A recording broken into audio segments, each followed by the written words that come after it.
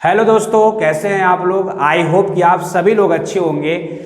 आज हम लोग नॉमेनक्लेचर पढ़ने वाले हैं। आज हमारा नॉमेनक्लेचर का पहला लेक्चर होने वाला है, थ्योरेटिकल लेक्चर होने वाला है। जैसा कि आप देख पा रहे होंगे कि यहाँ पे नॉमेनक्लेचर लिखा हुआ है। आज हम स्टार्ट करते हैं कि नॉमेनक्लेचर क्या होता है। इस वीडियो को देखने के बाद आपको कोई प्रॉब्लम नहीं होने वाला है। तो नॉमेनक्लेचर जो होता है, नॉमेनक्लेचर का मतलब होता है, हिंदी मतलब होता है इसका नामकरण, नाम लिखना। तो आज हम लोग सीखेंगे कि नाम कैसे लिखते हैं किसी भी कंपाउंड का। फॉर एग्जाम्पल मान लीजिए हम आपको सामने एक प्यारा सा कंपाउंड यहाँ पे लिखे, CH3 CH2 CH CH3 CH2 CH2 CH3। देखिए एक बहुत ही प्यारा सा कंपाउंड आपके सामने लिखा हुआ है। आप देख पा रहे होंगे एक बहुत शानदार कंपाउंड आपके सामने लिखा हुआ है। अगर मैं आपसे कहूं कि आप इसका नाम लिख करके दिखाइए, इसका क्या नाम होगा बताइए, तो आप इसका नाम क्या लिखोगे। ऐसा तो नहीं है ना कि जो मन में आएगा वो इसका हम लोग नाम लिख देंगे, ऐसा बिल्कुल नहीं करेंगे। तो नाम लिखने का एक पैटर्न होता है, एक रूल होता है जिसके ऊपर हम लोग को फॉलो करना होता है। तो इसका नाम लिखना है तो नाम लिखने का क्या रूल होता है, ये आज हम लोग समझने वाले हैं कि किसी भी कंपाउंड का, इस तरह के हजारों लाखों कंपाउंड का हम लोग नाम कैसे लिखेंगे, नॉमेनक्लेचर कैसे करेंगे। तो दोस्तों आज इसी चीज को हम लोग समझने वाले हैं। तो किसी कंपाउंड का नाम कैसे लिखते हैं, इससे पहले एक टर्म होता है केमिस्ट्री में जिसका नाम है IUPAC। इसके बारे में समझते हैं। दोस्तों ये जो IUPAC लिखा हुआ है, इस IUPAC का पूरा नाम, इसका कंप्लीट नेम होता है दोस्तों international union of pure and applied chemistry. इसका पूरा मतलब होता है दोस्तों international union of pure and applied chemistry. तो IUPAC का पूरा मतलब अभी हम यहां पे लिखे हैं international union of pure and applied chemistry. तो दोस्तों किसी कंपाउंड का नाम लिखने का जो मेथड होता है, जो रूल होता है, वो IUPAC ही हम लोग को बताता है।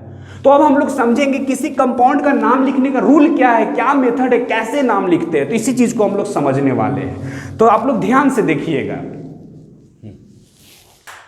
तो देखिए दोस्तों, इस कंपाउंड का अगर नाम लिखना है तो नाम लिखने का रूल क्या होता है। सबसे पहला रूल होता है कि किसी भी कंपाउंड का नाम लिखने के लिए आपको लॉन्गेस्ट चेन सेलेक्ट करना है। मतलब कि अगर इसका नाम लिखना है तो इसमें हम सबसे लंबा चेन चुनेंगे। पहला रूल है कि सिलेक्ट लॉन्गेस्ट चेन। जैसे इसका नाम लिखना है तो इसमें हम सबसे लंबा चेन को चुनते हैं। जैसे आप देखिए, अगर हम ऐसे चलते हैं 1 2 3 4, अगर हम ऐसे चलते हैं तो 4 कार्बन का चेन आया, ठीक है। अगर हम ऐसे चलते हैं 1 2 3 4 5, अगर हम ऐसे चलते हैं तो 5 कार्बन का चेन आया, ठीक है। लेकिन अगर हम स्ट्रेट चलते हैं इसमें तो 1 2 3 4 5 6, अगर हम सीधा चलते हैं तो 6 कार्बन का चेन आया। तो डेफिनेटली हम लोग सीधा वाला को लॉन्गेस्ट चेन बनाएंगे। क्लियर। यानी कि रूल फर्स्ट कहता है कि आप लॉन्गेस्ट चेन को चुनिए। तो देखिए हम लॉन्गेस्ट चेन को चुन लिए। रूल 2 कहता है कि लॉन्गेस्ट चेन चुनने के बाद आपको नंबरिंग करना होगा। 1 2 3 4 5 6, इस तरह से आपको नंबरिंग करना होगा। तो नंबरिंग आप उस साइड से कीजिएगा, नंबरिंग आप उस साइड से कीजिएगा जिधर से पहला ब्रांच नजदीक होगा। देखिए ये ब्रांच है, तो नंबरिंग उधर से करना है जिधर से पहला ब्रांच क्या हो, नजदीक हो। तो मान लीजिए हम अगर इधर से नंबरिंग करते हैं तो 1 2 3 नंबर पे पहला ब्रांच आएगा। इधर से अगर हम नंबरिंग करेंगे तो 1 2 3 नंबर पे पहला ब्रांच आएगा। अगर हम इधर से नंबरिंग करते हैं तो 1 2 3 4 नंबर पे पहला ब्रांच आएगा।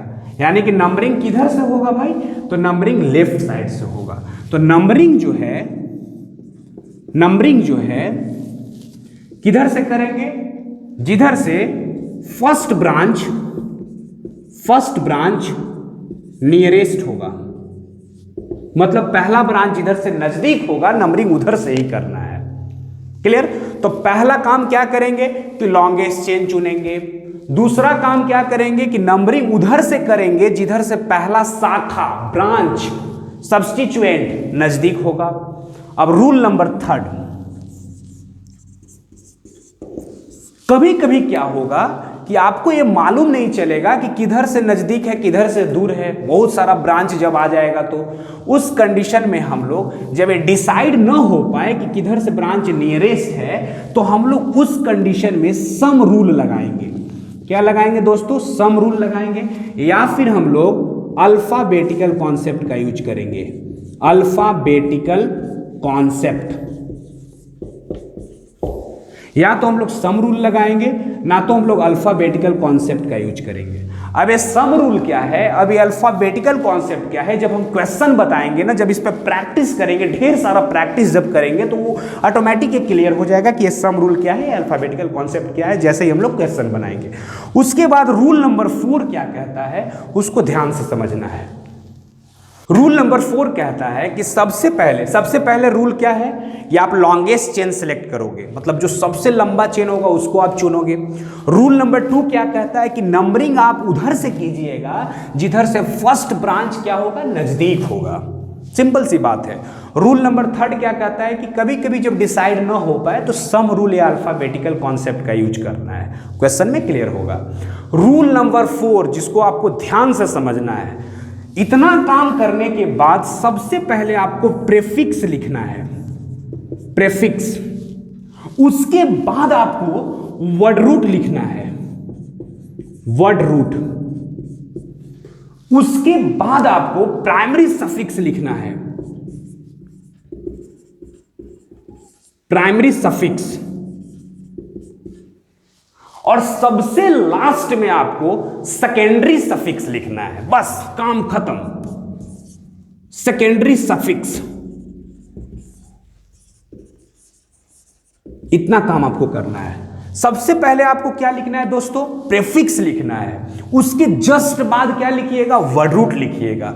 उसके जस्ट बाद क्या लिखिएगा? प्राइमरी सफिक्स लिखिएगा। और सबसे लास्ट में क्या लिखिएगा? Secondary suffix. अब हम लोग ये समझने का प्रयास करते हैं कि आखिर ये प्रेफिक्स क्या है, आखिर ये वर्ड रूट क्या है, प्राइमरी सफिक्स क्या है, सेकेंडरी सफिक्स क्या है। बहुत बढ़िया, तो ध्यान से देखिएगा। प्रेफिक्स क्या मतलब, ये तो क्लियर हो गया कि पहले हम लोग प्रेफिक्स लिखेंगे, फिर हम लोग वर्ड रूट लिखेंगे, तब हम लोग प्राइमरी सफिक्स लिखेंगे, तब सेकेंडरी सफिक्स लिखेंगे। अब इन सब का इंडिविजुअल क्या मतलब होता है वो हम समझाने का प्रयास कर रहे हैं। प्रीफिक्स का मतलब होता है दोस्तों, प्रीफिक्स का मतलब होता है name of branch.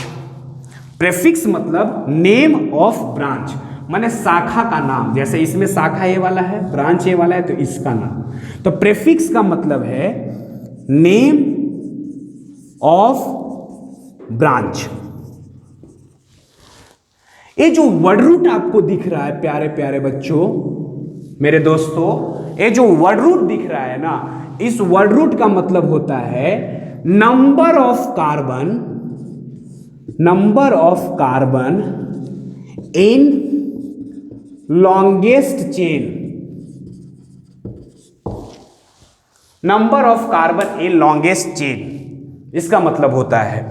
Primary suffix का मतलब होता है, प्राइमरी सफिक्स का मतलब होता है कि अगर कार्बन कार्बन के बीच सिंगल बॉन्ड होगा, कार्बन कार्बन के बीच अगर सिंगल बॉन्ड होगा तो आप लिखिएगा ANE, एन। अगर कार्बन कार्बन के बीच डबल बॉन्ड दिखे तो आप लिखिएगा ईन, ENE। और कहीं कार्बन कार्बन के बीच अगर ट्रिपल बॉन्ड दिखे तो आप लिखिएगा आइन, YNE, वाइन।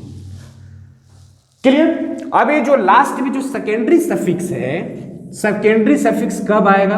फंक्शनल ग्रुप के केस में आएगा, फंक्शनल ग्रुप के केस में आएगा। ठीक है, जब हम लोग फंक्शनल ग्रुप पढ़ेंगे तब इसका काम आने वाला है सेकेंडरी सफिक्स का, अभी नहीं आएगा। जब फंक्शनल ग्रुप स्टार्ट करेंगे तो उसमें सेकेंडरी सफिक्स जरूर आएगा। तो सबसे पहले रूल नंबर 4 में क्या करेंगे हम लोग दोस्तों? पहले प्रीफिक्स लिखेंगे, फिर क्या लिखेंगे? वर्ड रूट लिखेंगे, फिर क्या लिखेंगे? प्राइमरी सफिक्स लिखेंगे, फिर क्या लिखेंगे? सेकेंडरी सफिक्स लिखेंगे। प्रीफिक्स का मतलब क्या हुआ? तो नेम ऑफ ब्रांच, शाखा का नाम। वर्ड रूट का मतलब क्या हुआ? Number of carbon in longest chain. माने लॉन्गेस्ट चेन में कितना कार्बन है, इसका बारे में लिखेंगे।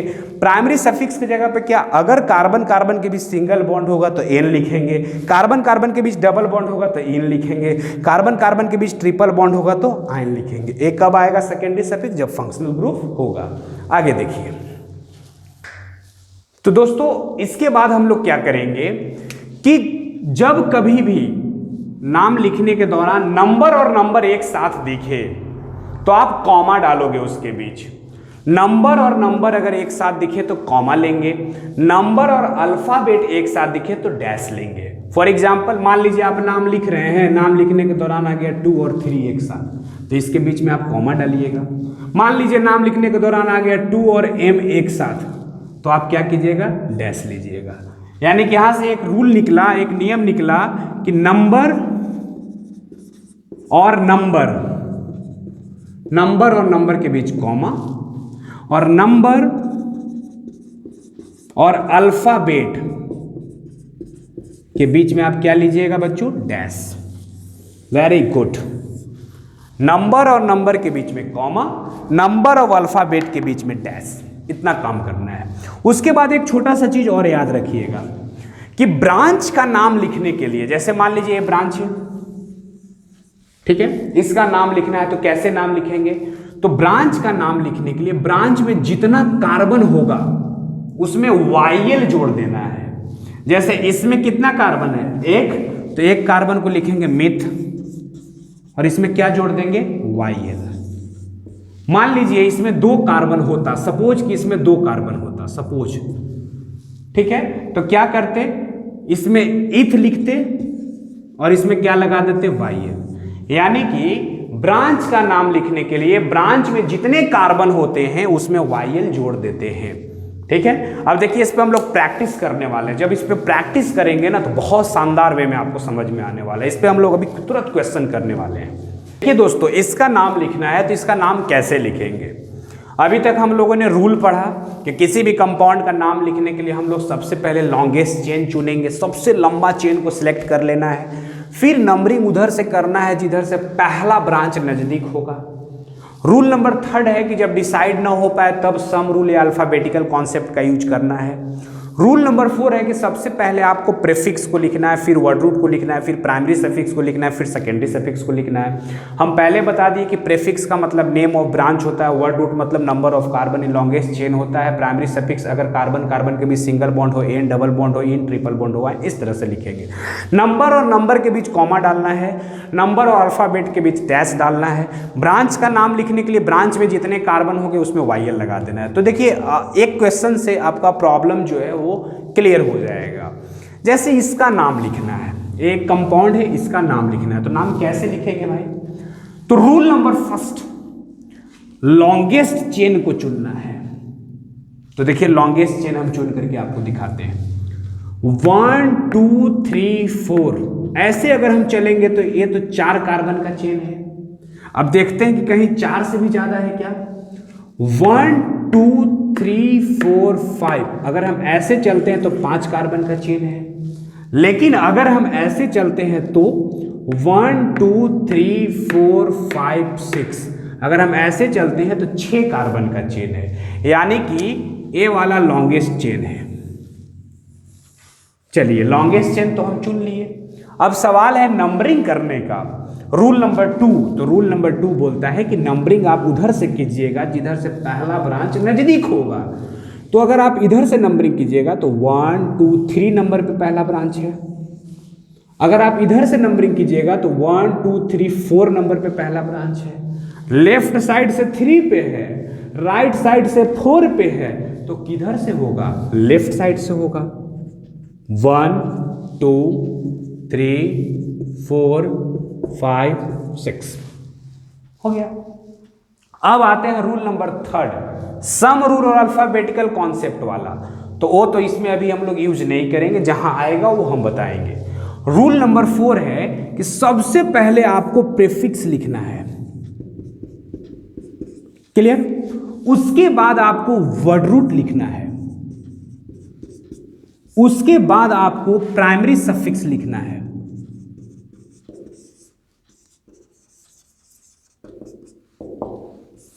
सेकेंडरी सफिक्स अभी नहीं आएगा। सेकेंडरी सफिक्स कब आएगा? जब फंक्शनल ग्रुप रहेगा, जब अल्कोहल दिखेगा, अल्डिहाइड दिखेगा, कीटोन दिखेगा, तब सेकेंडरी सफिक्स का यूज करेंगे। प्रेफिक्स, अब एक एक करके सबके जगह पे हम लोग नाम लिखते हैं। प्रेफिक्स का मतलब क्या होता है दोस्तों? प्रेफिक्स मतलब होता है नेम ऑफ ब्रांच, शाखा का नाम। तो शाखा यही न है, सब्स्टिट्यूएंट यही न है, ब्रांच यही न है, तो इसका नाम लिखना है। तो ब्रांच का नाम कैसे लिखते हैं? ब्रांच में जितना कार्बन है उसमें वाइल जोड़ देते हैं। तो ब्रांच में एक कार्बन है तो एक कार्बन को मीथ बोलते हैं और वाइल जोड़ दीजिएगा तो मिथाइल हो जाएगा।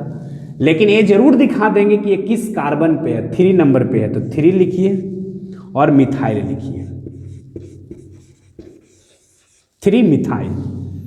और एक रूल और है कि नंबर और अल्फाबेट के बीच में क्या पड़ता है? डैश। और नंबर आ जाता तो क्या पड़ता? कॉमा। वर्ड रूट का क्या मतलब होता है? वर्ड रूट का मतलब होता है number of carbon in longest chain. तो लॉन्गेस्ट चेन यही न है, इसमें कितना कार्बन है? 6। तो 6 कार्बन को बच्चों हम लोग बोलते हैं हेक्स, HEX, हेक्स। 5 होता तो बोलते पेंट, 4 होता तो बोलते ब्यूट। हेक्स लिख दिए।